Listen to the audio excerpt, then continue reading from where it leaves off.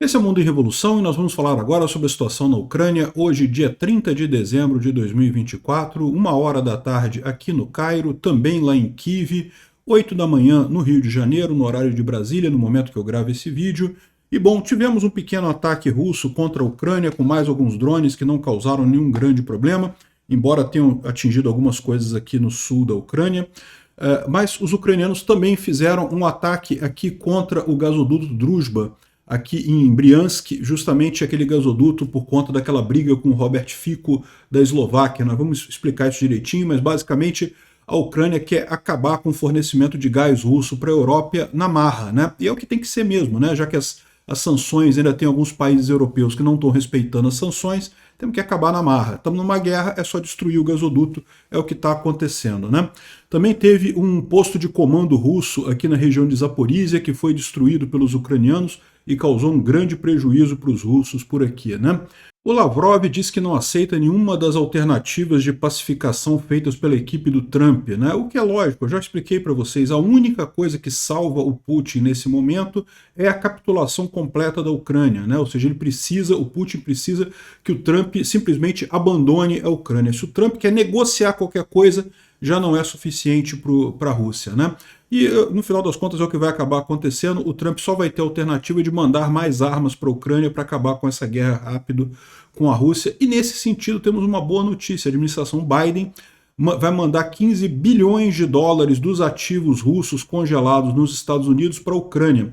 Olha que coisa bacana, né? Uma boa ajuda, 15 bilhões de dólares é um bom dinheiro, né? Isso vai ajudar, inclusive, entre outras coisas, com a questão do Robert Fico aqui da Eslováquia, que ameaçou agora cortar a energia para a Ucrânia. Né, vocês sabem, a Ucrânia tem sido alvo de ataques covardes contra a sua infraestrutura de energia aqui nessa guerra genocida, nessa guerra de invasão absurda, e passou a depender da Europa, de importação da energia da Europa. Né? Uma parte dessa energia, cerca de 19%, vem da Eslováquia, né? E a Eslováquia está ameaçando não vender mais para a Ucrânia. Vamos entender quais são os impactos disso daí. Adianto para vocês que não faz muita diferença não. Outra coisa em que chamou atenção de ontem para hoje foi a Folha de São Paulo ganhando o seu jabá dos russos. Né? É lógico, é o que eu falo para vocês. O pessoal tem essa ideia que não, que a influência russa nas redes sociais faz diferença. Não faz, as redes sociais destroem a influência russa. A influência russa morre por conta das redes sociais. Ela era muito forte na época que os russos compravam os jornalistas dos grandes jornais. É por isso que esse pessoal é todo mundo russete. Vamos entender esse caso aqui, que chega a ser vergonhosa a reportagem da Folha, dizendo que não, que está em Moscou e está tudo funcionando, igual do Tucker Carlson. Lembra aquela reportagem do Tucker Carlson que eu critiquei lá no meu vídeo, lá no Diário da Quarentena? Então, eles fizeram uma reportagem igualzinha do Tucker Carlson, falando não, que está tudo normal em Moscou, que as coisas estão funcionando. Olha, lógico, vai lá em Donbass para você ver como é que estão as coisas, vai aqui na linha de frente para você ver como é que estão as coisas, né? Em Moscou está tudo tranquilo mesmo, né?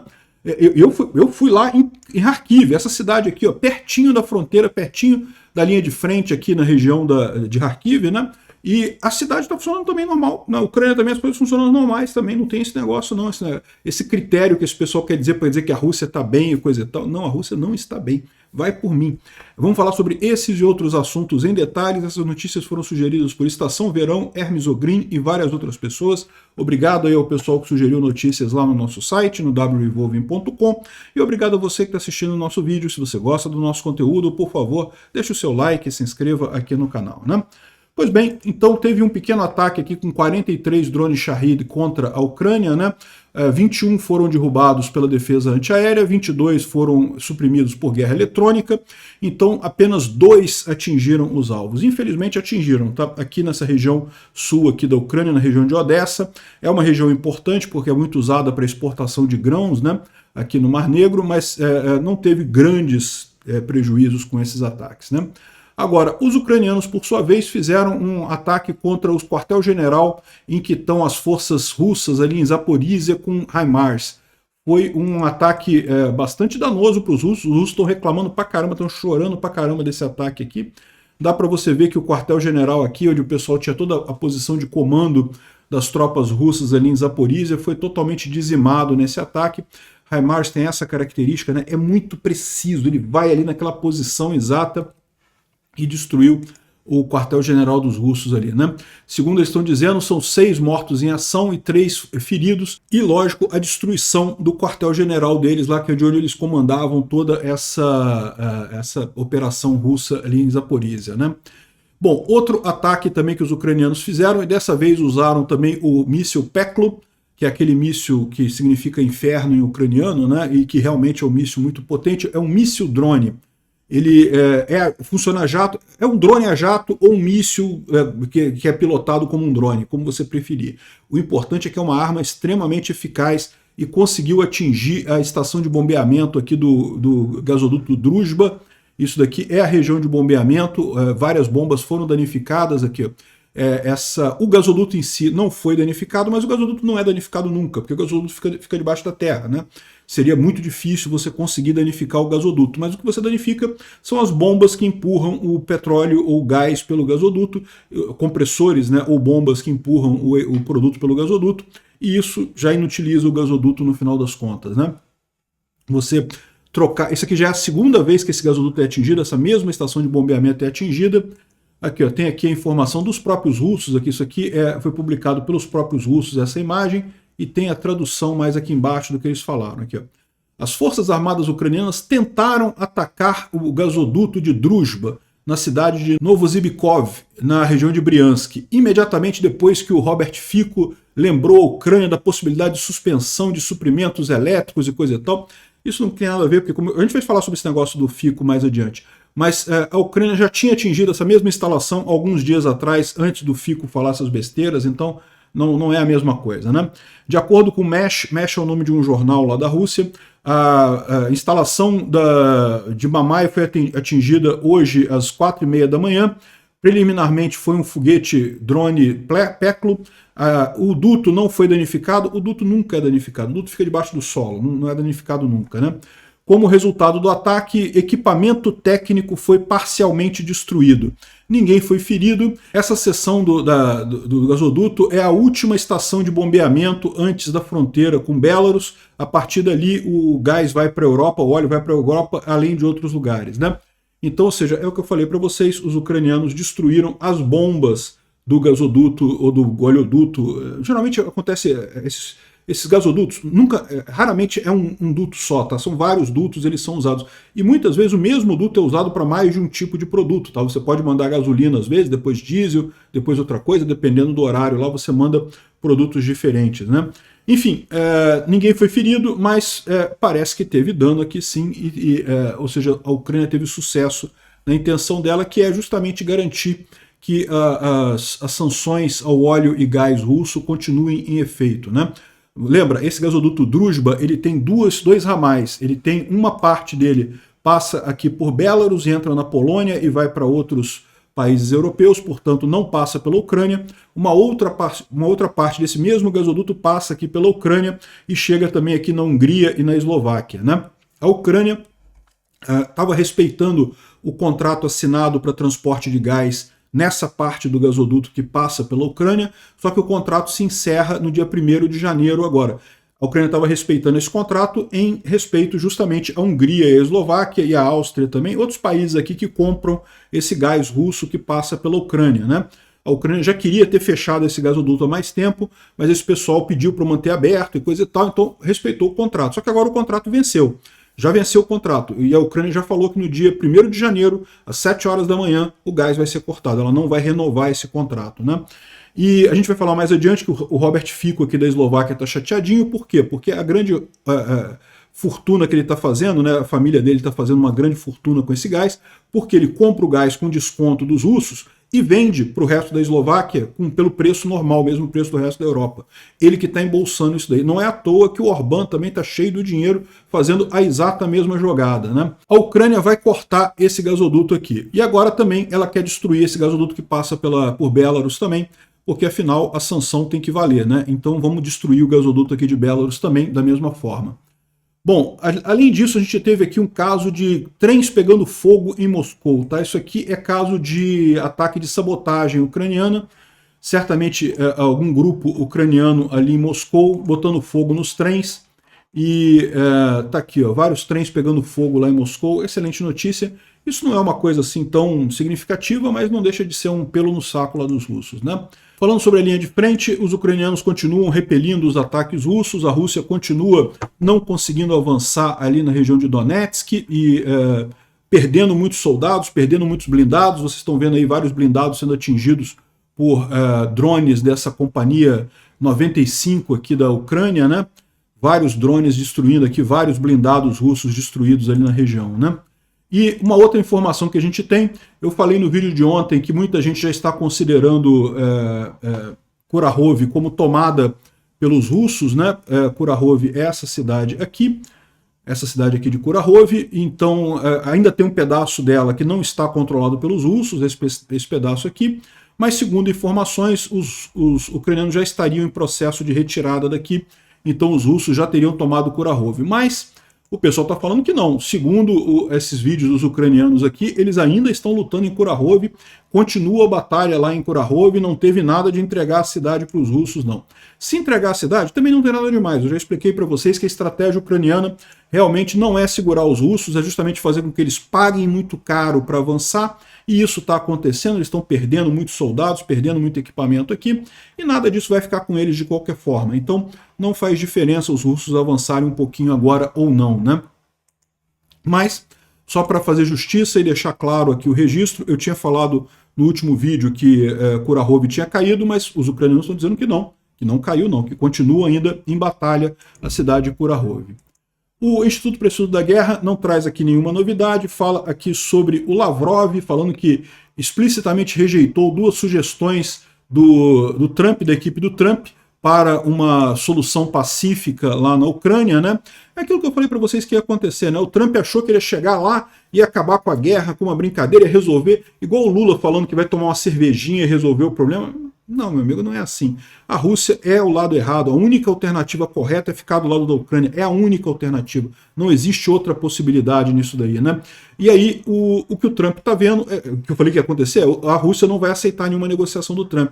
Tinha gente temendo que o Trump ia aceitar, ia oferecer para a Rússia o congelamento da linha de frente na posição que está, e daí o Putin ia aceitar, né, para fazer mais ataques mais adiante. Mas a questão é a seguinte, a situação econômica da Rússia está tão ruim que o Putin não consegue manter as tropas ali, ele está segurando essas tropas na expectativa de que o Trump abandone a Ucrânia, que é a única chance que ele tem. Se o Trump totalmente abandonar a Ucrânia, aí pode ser que ele consiga alguma coisa. Mas fora isso, é muito pouco provável que ele consiga qualquer coisa, e ele sabe que manter a situação do jeito que está, ele não consegue manter também. Então, ou seja, se o Trump fizer qualquer negociação com a Ucrânia, já acabou para a Rússia. Para o Putin só interessa o abandono completo da Ucrânia, né? Isso não vai acontecer. E está aqui o Lavrov falando que não vai participar de nenhum encontro da paz, eu não sei o que é lá, que ele também disse que a Ucrânia planeja levantar restrições em mísseis nucleares e coisa e tal. É o papo que eu falo para vocês. Sempre que o Putin, o Lavrov, o Peskov, esse pessoal da Rússia começa a falar em bombas nucleares, é o desespero falando, né? Bom, a gente falou sobre esse caso ontem, né? A Finlândia apreendeu um navio russo que estava fazendo espionagem da OTAN ali no Mar Báltico e também teria rompido os cabos submarinos ali no Mar Báltico, né? E parece que eles encontraram provas agora de que o Eagle S, que é esse navio russo, mostraram marcas de arranhão na âncora, mostrando que foi de fato ele que teria feito a quebra dos cabos ali, né? Então é interessante essa informação aí. Já tem prova que foram os russos que romperam os cabos. O navio está apreendido pelas autoridades finlandesas, né? Bom, a boa notícia do dia. Ontem o Zelensky chegou a falar que vai vir uma surpresa muito boa americana que vai ajudar a Ucrânia a ganhar essa guerra. Essa surpresa é isso daqui, ó. Os Estados Unidos vai prover 15 bilhões de dólares de dinheiro russo que está nos Estados Unidos, vai fornecer esse dinheiro para a Ucrânia. Na verdade, é um empréstimo baseado em futuros rendimentos do dinheiro russo, mas é basicamente a mesma coisa. Então, 15 bilhões de dólares é uma boa grana, isso daí realmente vai ajudar bastante a Ucrânia nesse esforço agora, né? Pode ser que tenha mais coisa além disso, né? Mas eu acho que esse daqui é o que o Zelensky se referia quando disse que vai vir uma notícia muito boa dos Estados Unidos agora nesse finalzinho de ano, né? Parece que é isso daí, 15 bilhões de dólares dos russos que vão ser passados para os ucranianos. Lembra que isso é só o começo, Porque no final das contas, quando terminar essa guerra, vai haver um tribunal penal internacional que vai decidir as indenizações cabíveis à Ucrânia, né? A Rússia vai ter que pagar cada prédiozinho destruído da Ucrânia, vai ter que ser pago pelos russos, né? Os russos realmente estão com problema, amigos. Vão ter que, as próximas gerações, por muitas gerações, os russos vão ter que pagar esse prejuízo feito na Ucrânia. Os 300 bilhões que foram apreendidos na Europa e nos Estados Unidos vai dar para talvez 20% dos danos causados na Ucrânia, né? Vai ser imediatamente liberado para a Ucrânia esse dinheiro. É o que eu falo para vocês, a Ucrânia vai viver uma onda de crescimento depois que terminar essa guerra, que vai ser algo realmente impressionante, né? Bom, e a situação está tão feia para os russos que lá na China, aqui, ó, um vídeo de propaganda recebeu milhões de views lá na China, falando para a China se preparar para invadir a Sibéria e o lago Baikal, bem como ocupar ilhas Sakhalin e outras partes da Federação Russa, seguindo a inevitável derrota da Rússia na Ucrânia, né? Então tem aqui essas partes que já foram historicamente da China e que foram tomadas pela Rússia lá muito tempo atrás, e agora os chineses, já tem esse papo já há algum tempo, tá? A questão toda é esse vídeo aqui que viralizou lá na China agora.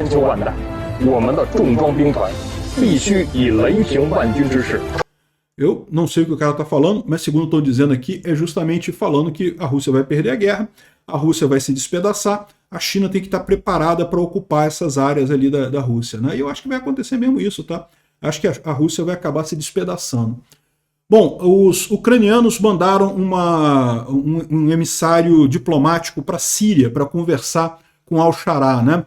O pessoal ainda usa Al-Julani, mas eu prefiro usar o nome Al-Shara porque ele próprio prefere esse nome. Al-Julani era um nome que ele usava na época que ele era mais radical, que era justamente visava retomar as colinas de Golã de Israel, né? Hoje em dia ele tem uma visão mais conciliatória, mais moderado. Eu não sei se é de verdade isso, esse cara realmente vai ser um moderado. Eu torço para que seja, eu quero crer que ele será um moderado, né?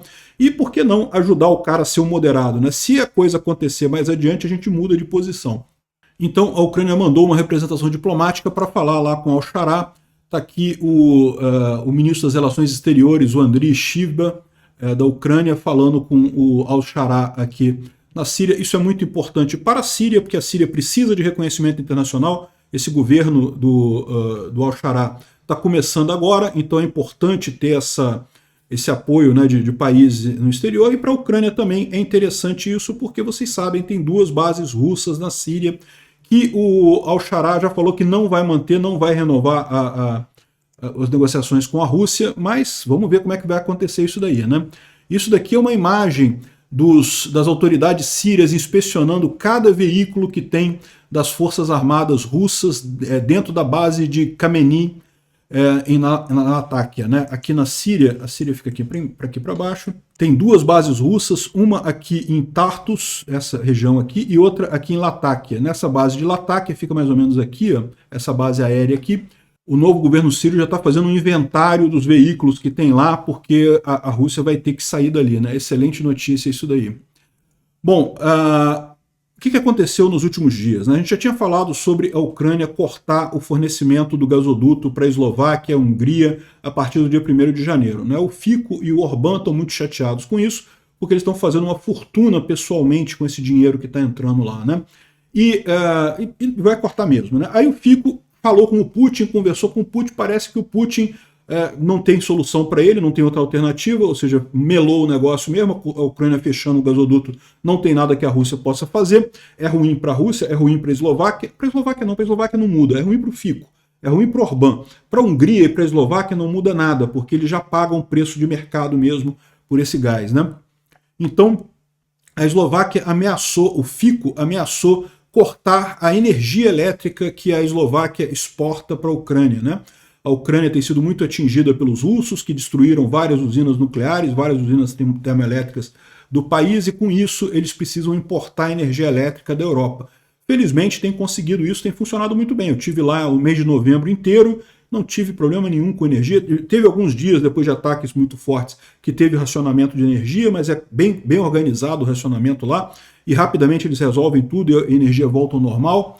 Enfim, essa é a situação, né? O Zelensky falou sobre isso, ele disse aqui, ó, parece que o Putin deu ao Fico a ordem para abrir um segundo fronte de energia contra a Ucrânia às custas do interesse do povo da Eslováquia. O Fico está ameaçando cortar a energia elétrica fornecida para a Ucrânia em caráter de emergência no inverno, enquanto a Rússia ataca nossas plantas elétricas e nossa rede de energia. A única razão para a Ucrânia precisar importar eletricidade justamente é a ocupação russa da usina nuclear de Zaporizhia e o seu uso de drones Shahid para destruir a rede elétrica ucraniana, né? Agora, ele fala aqui, ó, nós precisamos lembrar o Fico de 3 coisas. Primeira coisa, apoiar a agressão russa é completamente imoral. Isso é óbvio, né? Segundo, a política míope do Fico já tirou do povo eslováquio a compensação pelo trânsito de gás russo, né? Porque quando a Ucrânia cortou esse gasoduto, a Eslováquia também, o gasoduto chegava na Eslováquia e de lá ia para outros países. Então a Eslováquia também recebia um percentual pelo trânsito do gás ali, né? E agora arrisca também retirar dos eslovacos, né, outros 200 milhões por ano, que é quanto a Ucrânia paga pela energia elétrica importada. Sim, esse ativo importante não é de graça e o custo é significativo, né?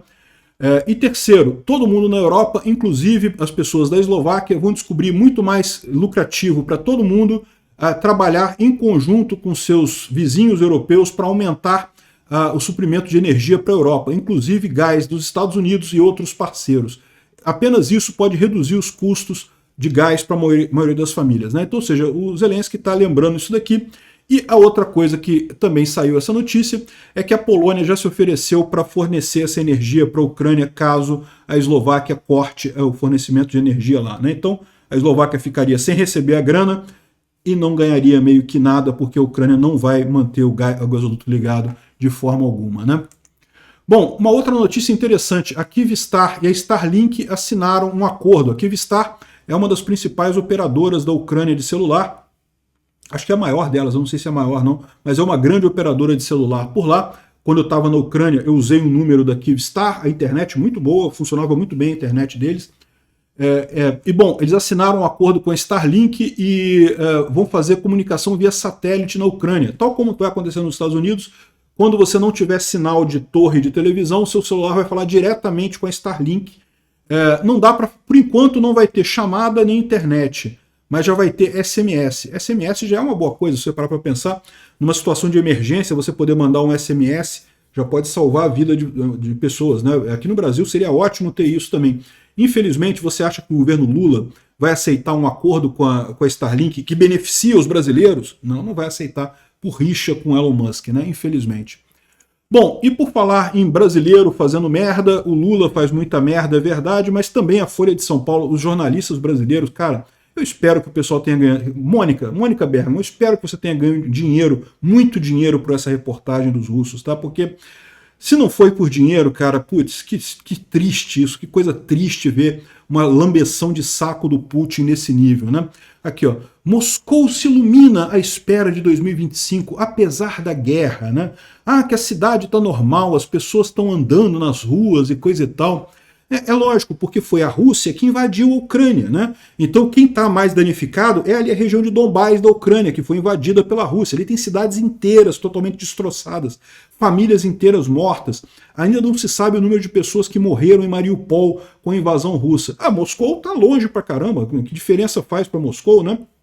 Mas isso daqui é a propaganda russa, querendo dizer que tá tudo bem, não, que a economia tá bem, que as pessoas estão aqui, ó. A maioria dos brasileiros que sabem que uma pessoa vive em Moscou ou que visitou a cidade pergunta antes de mais nada como é a vida por lá, imaginando que por causa da guerra é sombria, né? Não, Moscou tá longe pra caramba, que diferença vai fazer? É sombria por causa da economia, a economia da Rússia que tá desabando, né? As ruas estão... olha a palhaçada. Isso eu quero dizer que na Ucrânia as ruas estão desertas, que as coisas estão ruins na Ucrânia e coisa e tal. Eu quero lembrar para vocês desse vídeo que eu fiz lá no canal Diários da Quarentena. O canal Diários da Quarentena é o meu canal de vlogs aleatórios, que eu faço vídeos aleatórios fora do padrão aqui do meu canal, né?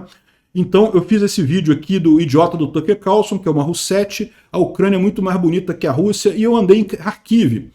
Kharkiv é uma cidade que está aqui, ó, essa cidade aqui, ó. Essa cidade aqui, a 20 quilômetros da linha de frente aqui com a Rússia, tem linha de frente ativa nessa região aqui, também relativamente próximo dessa região aqui, onde também tem muitos russos tentando avançar e morrendo em grandes números aqui. Então Kharkiv é uma cidade que sofreu muito. Kharkiv, no início da guerra, chegou a estar totalmente cercada pelos russos. Depois o exército ucraniano fez a grande ofensiva de Kharkiv, retomou toda essa área aqui, mas ainda é uma cidade muito perto da linha de frente, né? E o que eu vi lá em Kharkiv, cara, cidade normal, as pessoas andando, mostrei lá, fui no shopping center aqui, o shopping center cheio de gente, em novembro, no final de semana, tava frio, né? Final de semana por lá é muito frio, coisa e tal, mas tá o pessoal todo em shopping center, todo mundo fazendo as coisas, cidade normal. Fui no supermercado de lá também, pô, supermercado bacana lá, o supermercado de lá realmente nível europeu, né? Os embutidos, né? Presunto, queijo, cara, gostoso pra caramba. Essas coisas. Aliás, na Europa, via de regra, é muito gostoso esse tipo de coisa. Muito melhor que no Brasil, né? Aí, pô, mostrei o supermercado lá, o pessoal, supermercado cheio, muita coisa bacana lá. Ou seja, esse pessoal aqui tá fazendo propaganda Roussetti igual o Tucker Carlson, tá? Nas cidades, a vida tá normal, a vida segue normal, não tem essa não. O problema da Rússia é a economia dela que vai pro buraco muito rápido. Olha o nível da propagandice russa aqui, as respostas. Aqui, ó. Dá para fazer compra macarrão, carne, como os russos de Moscou estão vivendo, como eles se viram sem cartão de crédito, né? A resposta, as ruas estão lotadas, as lojas e restaurantes estão abertos e cheios. O sistema de pagamento, o cartão de crédito não funciona lá, né? Sistema de pagamento UnionPay da China cresceu, estrangeiros podem trocar dólares por rublos, a moeda do país, em dezenas de bancos. Então você consegue trocar dólar por rublos e coisa e tal, se você levou dólar, né? Porque senão você está fudido, né? Aqui, ó, no final das contas, propaganda russa descarada isso daqui, um absurdo. Espero que estão ganhando dinheiro. Se estão ganhando dinheiro, eu consigo pelo menos entender, tá? Os russos pagam bem mesmo, fazem isso para... Por isso que eles tinham no passado uma influência muito grande na mídia em geral. Hoje em dia não tem mais por causa da internet. Mas se pagaram, tudo bem, eu entendo. Se não pagaram, que vergonha, Mônica Bergamo, que vergonha. Obrigado por assistir o vídeo até o final. Se gostou do conteúdo, não esqueça de deixar o seu like, isso ajuda o canal a crescer e a chegar para mais gente. Se não gostou, deixe o dislike e explique nos comentários como podemos melhorar. Comente também sugestões de temas que podemos trazer por aqui. Comentários insultuosos ou defendendo ditaduras e criminosos de guerra serão sumariamente bloqueados. Agradeço a compreensão. Se ainda não é inscrito no canal, considere se inscrever clicando no botão inscrever-se abaixo e marcando a campainha para todos os avisos. Se quiser ajudar o canal, veja no nosso site como você pode fazer isso.